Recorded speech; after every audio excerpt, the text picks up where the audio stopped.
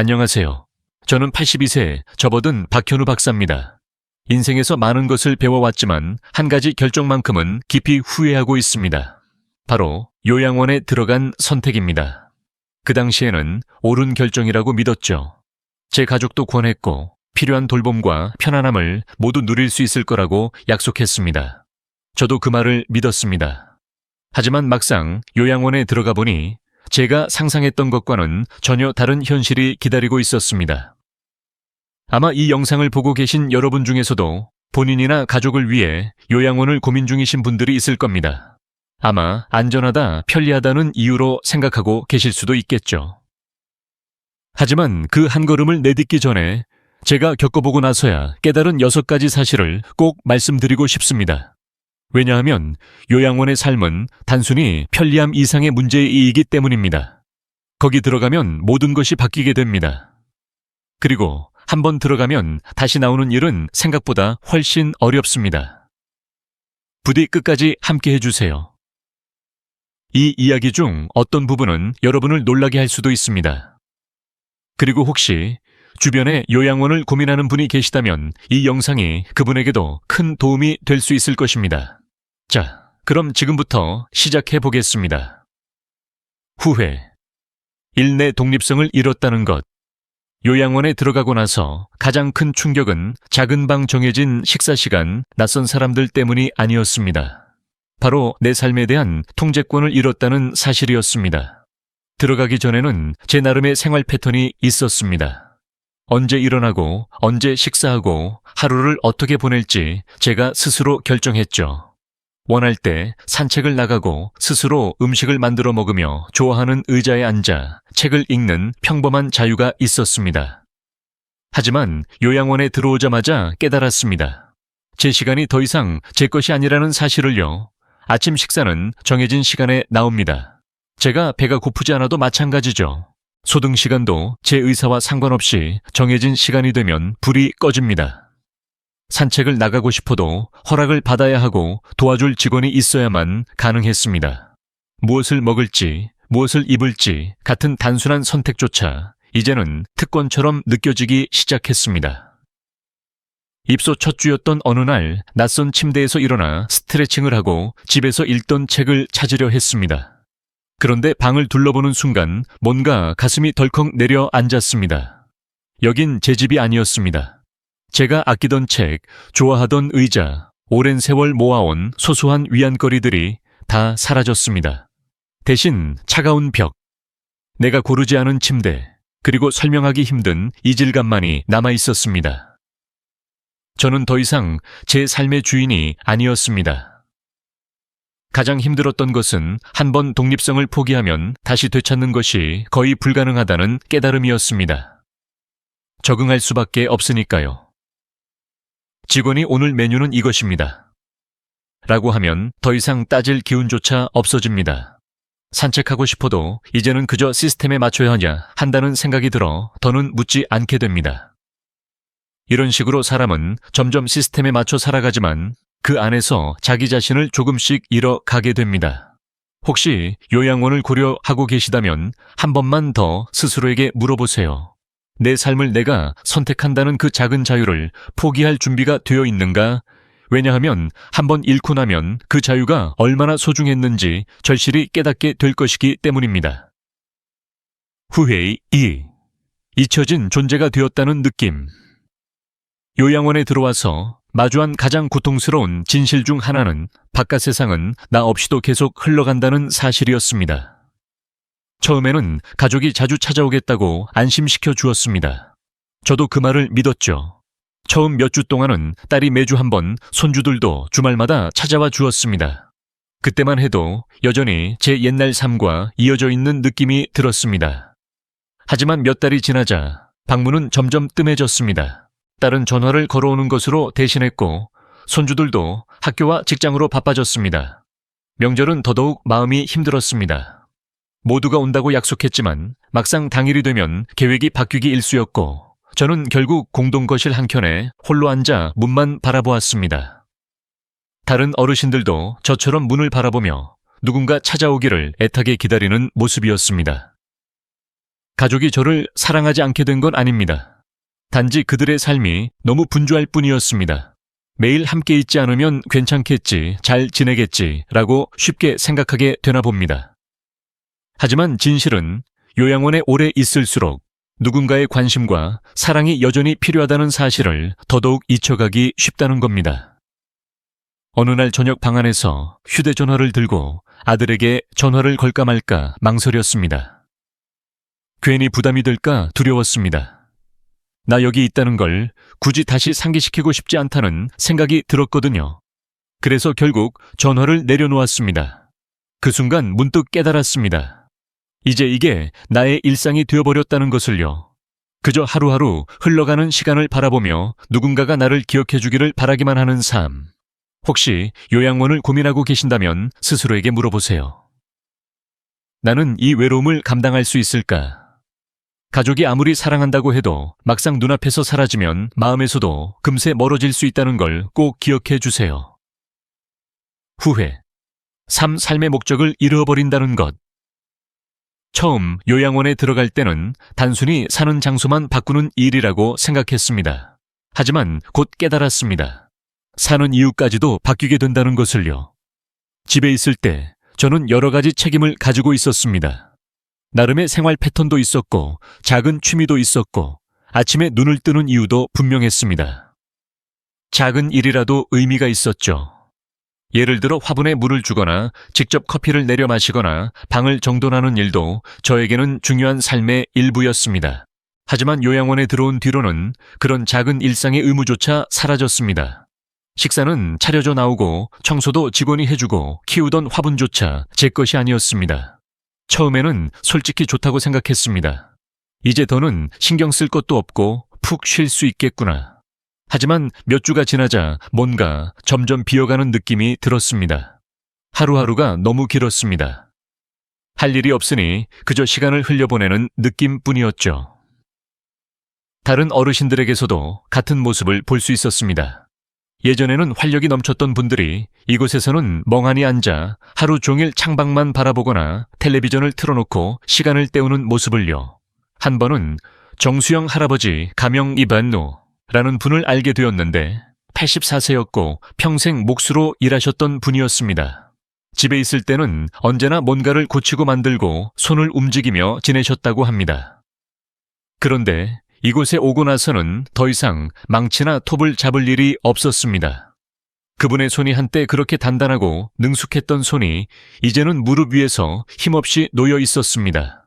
나 이제는 아무짝에도 쓸모없는 사람 같다. 그분이 하신 그 말이 지금도 마음에 남습니다. 사람이 무언가 돌볼 것 노력할 것이 없으면 삶의 의미가 점점 사라집니다. 마음이 느려지고 몸도 따라 약해지고 결국 그냥 거기 있는 한 사람으로 변해버리는 것이죠. 혹시 요양원을 고민하고 계신다면 꼭 자문해보세요. 내 삶의 의미는 어디에서 오는가? 요양원에 들어가면 단순히 시간을 채우는 것이 아니라 나를 살아있다고 느끼게 해주는 무언가를 지키기 위해 더 큰 노력이 필요하다는 것을 기억해 주세요. 후회 4. 예상보다 빠르게 건강이 나빠진다는 것. 요양원에 들어가기 전 제 나이에 비하면 저는 꽤 건강한 편이었습니다. 물론 마라톤을 뛸 수는 없었지만 혼자서 충분히 생활했고 산책도 다녔고 스스로 식사도 만들어 먹을 수 있었습니다. 아침마다 가벼운 스트레칭을 하고 장을 보러 나가고 집 안을 오가며 다리 힘을 유지하곤 했습니다. 그런데 요양원에 들어오자 모든 게 달라졌습니다. 처음에는 편해진 것 같았습니다. 식사는 알아서 나왔고 부엌에 서서 요리할 일도 없었습니다. 필요한 게 있으면 버튼만 누르면 직원이 도와줬습니다. 하지만 제가 미처 깨닫지 못한 사실이 있었습니다. 내가 스스로 하지 않으면 점점 약해진다는 것이었죠. 움직임이 줄어드니 다리가 점점 뻣뻣해졌습니다. 앉아있는 시간이 길어지면서 의자에서 일어나는 것조차 버거워졌습니다. 몇십 년 동안 애써 지켜온 근력이 너무나 빠르게 줄어드는 걸 느꼈습니다. 이건 저만의 이야기가 아닙니다. 저처럼 처음에는 걸어서 들어왔던 분들이 몇 달 뒤에는 보행 보조기를 쓰더니 결국 휠체어를 타게 되는 모습을 너무나 많이 봤습니다. 처음에는 매일 산책을 고집하던 이정순 할머니 가명도 있었습니다. 나이 때문에 멈추지 않을 거야 라며 힘차게 걸으셨던 분이었는데 몇 달 뒤부터는 산책을 덜 하시더니 어느새 보행기를 쓰고 나중에는 휠체어를 타게 되셨습니다. 어느 날 그분이 제게 이렇게 말씀하셨습니다. 언제 이렇게 된 건지 모르겠는데 몇 달 만에 10년은 늙은 기분이에요. 정말 그 말이 맞았습니다. 몸을 쓰지 않으면 잃게 됩니다. 요양원에서는 모든 게 편리하게 준비되어 있어서 움직이지 않아도 될 것 같지만 사실 움직임은 단순히 편리함이 아니라 생존에 가깝다는 걸 잊기 쉽습니다. 만약 요양원에 가게 된다면 편안함이라는 이름 아래 몸을 멈추지 않을 수 있는 의지를 계속 유지할 수 있을지 꼭 생각해 보셨으면 합니다. 한번 약해지면 다시 강해지는 것은 생각보다 훨씬 어렵습니다. 후회 5. 사생활과 존엄을 잃어버린다는 것.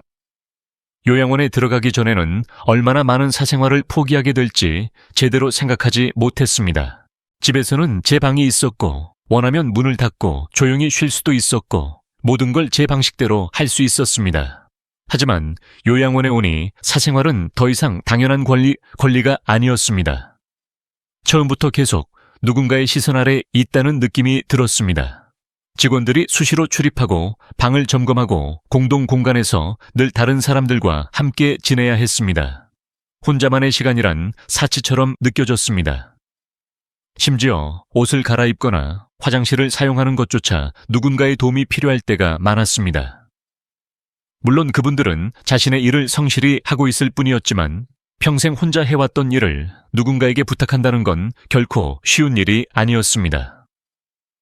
처음 일주일 동안 샤워를 하려면 직원의 허락과 도움을 기다려야 했고 화장실을 쓰려 해도 호출 버튼을 눌러야 하고 그 버튼을 눌렀다고 바로 도와줄 수 있는 것도 아니라서 기다리는 동안 느껴지는 불편함과 답답함이 정말 힘들었습니다. 식사도 마찬가지였습니다. 그날 메뉴가 마음에 들지 않아도 바꿀 수 없었습니다. 그리고 또 하나, 룸메이트 문제도 있습니다. 모든 분이 개인실을 쓰는 건 아니어서 낯선 사람과 방을 나누어 써야 하는 경우가 많습니다. 저는 다행히 좋은 분을 만났지만 크게 불편을 겪는 다른 분들의 이야기도 들었습니다. 시끄럽거나 청결 상태가 좋지 않거나 심지어 인지 기능이 저하되어 밤에 소란을 피우는 분과 함께 지내야 하는 경우도 있었죠. 아무리 방을 내 공간처럼 꾸며보려 해도 온전히 내 집 같지는 않았습니다. 그리고 무엇보다 힘든 것은 직원들이 문을 두드리고도 대답을 기다리지 않고 들어올 때 혹은 나를 한 사람으로 대하기보다 환자처럼 대할 때 그 순간마다 존엄성이 조금씩 무너지는 기분이 들었습니다. 결국 내 일상은 더 이상 내가 만든 일정이 아니라 누군가가 정해놓은 일정에 따라 흘러가게 되었습니다. 혹시 요양원을 고민하고 계신다면 평생 지켜온 사생활과 내 존엄을 일부 포기할 준비가 되어 있는가 꼭 스스로에게 물어보셨으면 합니다. 한번 잃으면 되찾기가 정말 어렵습니다. 후회 6 떠나기가 생각보다 훨씬 어렵다는 것 처음. 요양원에 들어갈 때 저는 이렇게 생각했습니다. 일단 잠깐만 지내보고 마음에 안 들면 나가면 되지. 그런데 막상 들어가 보니 나오는 일은 결코 쉽지 않다는 걸 깨달았습니다. 처음에는 단순했습니다. 별로면 그냥 다시 집으로 가면 되겠지. 그런데 문제는 제 집이 예전과 같지 않았다는 겁니다. 빈집으로 몇 달을 두다 보니 관리도 어렵고 심지어 자식들이 제 물건을 정리하거나 필요 없다고 생각한 것들을 팔아버리거나 집을 임대줄 계획까지 세우더라고요. 그래서 제가 집으로 돌아가고 싶다고 말했을 때 아이들이 망설였습니다. 아버지가 혼자 계셔도 괜찮겠어요. 차라리 여기 있는 게 더 안전하지 않을까요? 저희도 아버지를 위해서 그러는 거예요. 이런 말을 들으면 내가 혼자 살 수 있을까 하는 두려움이 점점 커졌습니다. 게다가 요양원에 몇 달 지내는 동안 요리를 하지 않아도 되고 청소도 안 해도 되고 멀리 걸을 일도 없었으니 몸이 전보다 훨씬 약해져 있었습니다. 이전만큼 자신감이 생기지 않았고 그 불안감이 결국 저를 붙잡았습니다. 비슷한 처지의 어르신들도 많이 봤습니다. 잠깐만 있다가 나가겠다고 들어온 분들이 막상 다시 나가려니 너무 힘들어서 그대로 머무는 경우가 많았습니다. 어떤 분들은 집이 이미 팔렸거나 요양원 비용으로 저축을 다 써버려서 돌아갈 수 있는 선택지조차 잃어버린 분들도 있었습니다. 아무도 이런 이야기는 미리 해주지 않더군요. 요양원에 들어가는 건 되돌릴 수 있는 결정 같지만 사실상 그렇지 않은 경우가 대부분입니다. 처음에는 잠깐일 거라 생각했지만 어느새 그곳이 전부가 되어버리고 예전에 살던 삶은 점점 아득한 기억으로만 남게 됩니다. 혹시 요양원을 고려하고 계시다면 한번 들어가면 다시 나오는 게 정말 가능할까? 꼭 물어보세요. 들어가고 나면 경제적, 신체적, 정서적으로 그 벽을 넘어서 돌아오기란 결코 쉽지 않습니다. 마지막 생각 되돌아보면 나이가 들어가는 것을 후회하지는 않습니다. 하지만 요양원이 내 유일한 선택지라고 믿었던 것은 정말 후회가 됩니다. 저는 요양원에 들어갈 때 더 편안하고 더 안전하며 더 나은 삶의 질을 기대했습니다. 하지만 현실은 저의 독립성 사생활 삶의 목적, 심지어 제 자신까지 조금씩 빼앗아가는 곳이었습니다. 물론 요양원이 모두 나쁘다는 이야기를 하고 싶은 것은 아닙니다. 정말로 필요한 분들에게는 꼭 필요한 돌봄을 제공해 주기도 합니다. 하지만 그런 결정을 내리기 전에 내가 포기해야 하는 것이 무엇인지 꼭 깊이 생각해 보셨으면 합니다. 왜냐하면 한번 들어가면 그전과 같은 삶으로는 결코 돌아갈 수 없기 때문입니다. 만약 시간을 되돌릴 수 있다면 저는 제 집에서 더 오래 버틸 수 있도록 노력했을 겁니다. 누군가의 도움을 받되 내 자유를 온전히 포기하지 않을 수 있는 방법을 더 찾아봤을 겁니다. 그리고 정말로 불가피할 때만 요양원을 선택했을 겁니다. 혹시 여러분도 지금 같은 고민을 하고 계시다면 스스로 꼭 물어보세요. 이것이 진정으로 나에게 가장 좋은 선택일까? 아니면 단지 당장 쉬워 보이기 때문일까? 지금 누리고 계신 삶, 매일의 루틴 당연했던 독립성 작은 선택권 하나하나가 사실은 끝까지 지켜야 할 소중한 것임을 기억해 주셨으면 합니다. 여기까지 함께해 주셔서 감사합니다. 여러분이 오늘 이 영상을 통해 새롭게 느낀 점이나 배운 점이 있다면 댓글로 남겨주세요. 여러분의 이야기를 듣는 것이 저에게 큰 힘과 격려가 됩니다. 그리고 이 영상이 도움이 되셨다면 좋아요와 구독, 알림 설정도 부탁드립니다. 여러분의 응원이 앞으로도 더 좋은 영상을 만드는 원동력이 됩니다. 끝까지 시청해 주셔서 감사드리며 다음 영상에서 또 뵙겠습니다.